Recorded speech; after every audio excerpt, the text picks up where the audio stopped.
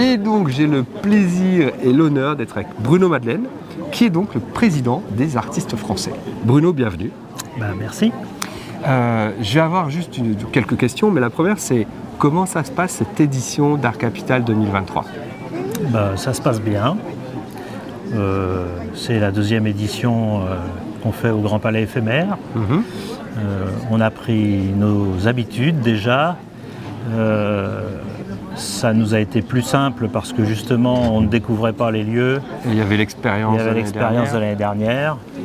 Néanmoins, on n'a pas voulu recréer exactement la même chose et on a refondé toute l'organisation des espaces de façon à donner une homogénéité à l'ensemble en créant un grand espace qu'on appelle la diagonale qui traverse tout le salon dans lequel on a disposé toutes les sculptures et qui donne une espèce de cohérence avec la peinture qui se situe tout autour et qui emmène tout le public jusque vers les sections gravures et photographie qui l'année dernière étaient un peu mises à l'écart du salon.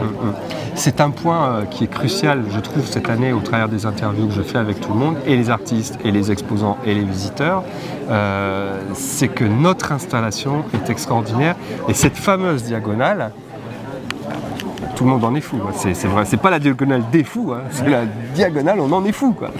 Ça a fait débat parce que c'était un peu révolutionnaire et il y a des gens qui trouvaient que ça allait être une grosse difficulté et puis finalement, ils reconnaissent maintenant qu'ils avaient tort et que c'est une réussite. D'accord. Et alors, une question pour toi plus particulièrement, puisque l'année dernière, tu avais en plus des artistes français, tu avais aussi la gestion d'Art Capital.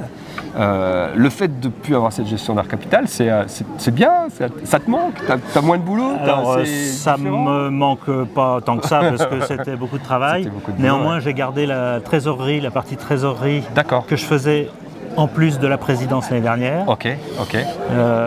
Et puis ça ne m'a pas empêché d'aider Yvon Neuville, qui est le président cette année, qui lui découvrait le problème, alors que j'avais l'expérience. Donc on a travaillé en partenariat et en bonne entente.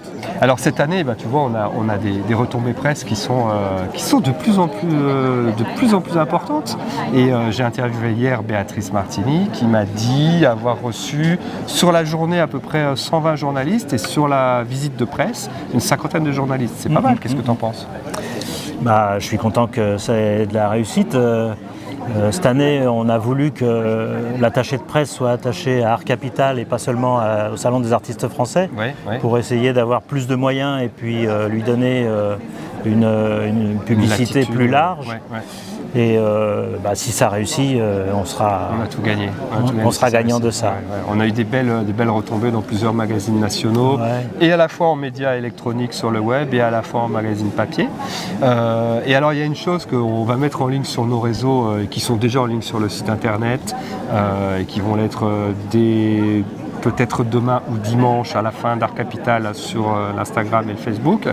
On a fait c'est pas une pétition, c'est une signature en ligne. Tu peux m'en dire un petit peu plus et expliquer pourquoi, quel est le contexte Alors en fait, notre volonté c'était d'exprimer notre mécontentement vis-à-vis du ministère de la Culture qui nous a réduit de façon très importante la subvention, le budget, qui fait que ça nous met en difficulté financière pour organiser ce salon. C'est évident.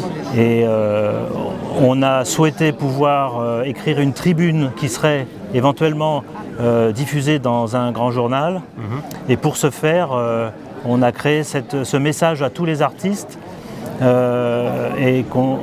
pour leur expliquer et pour leur demander de signer une pétition pour appuyer cette démarche de la tribune. D'accord. J'ai signé et je suis tellement d'accord avec ça, et c'est vrai que on voit d'année en année en fait que cette subvention diminue. Ça fait combien, 5 ans, 6 ans ça fait 5 ans, oui, elle a baissé de 80% en peu d'années. Alors ça nous fait nous poser des questions.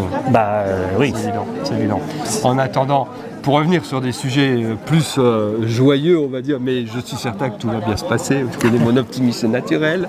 Là, on a eu le premier soir pas loin de 7500 visiteurs, je crois, c'est ça? Donc la jauge, c'est à peu près la même que l'année dernière. À peu près, et que le lendemain, on a fait un peu plus de visiteurs que par comparaison l'année dernière. Et là, tu as une idée du chiffre à aujourd'hui, on est à l'avant-veille de la fermeture. Ouais, bah on a subi un petit déficit de visite hier parce que c'était un jour annoncé comme un jour de grève. De manif. Et donc ça nous a pénalisé. Et j'espère qu'on va se rattraper aujourd'hui, qui est le jour de la nocturne. Donc on finit à 22h. D'accord. Sachant que l'année dernière, on avait eu les grèves le vendredi. Le vendredi, le jour de la nocturne. Ce qui avait bien pénalisé aussi le visitorat. Ok. J'ai toujours pas été voir ton œuvre, mais peut-être que je pourrais t'interviewer en tant qu'artiste sculpteur aussi. Pourquoi pas, on va voir ça tout à l'heure. Bruno, je te remercie. Merci à toi. Je te souhaite une excellente fin de salon. Et puis on se retrouve devant ton œuvre tout à l'heure. D'accord, ça marche. Merci beaucoup. Merci.